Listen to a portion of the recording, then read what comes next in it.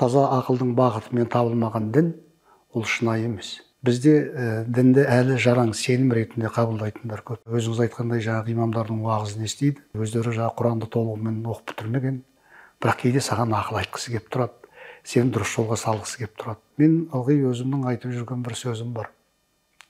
Сақтан қалған салтым, оннан қалған ғұрпым, түркіден қалған жұртым бар.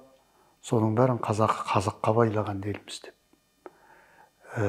Қазақтың діні мен ділі діңгегі әлемі ілкі жұрттан да ілгері болатын.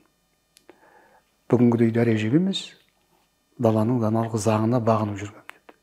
Күн айын тілегінде, Құдайын жүрегінде құрмет тұтқан халық болатынбыз. Қазір енді шын түрлі бағытта осы дін төңірегінде әртүрлі әңгімелер айтылады. Оны көріп те қалып жүрміз.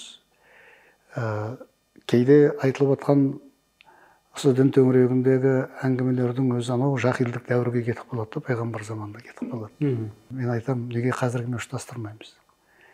Неге кешегі бұхарлар, абайлардың жолы ыстық қой бізге? Солармен неге ұштастырмаймыз біз?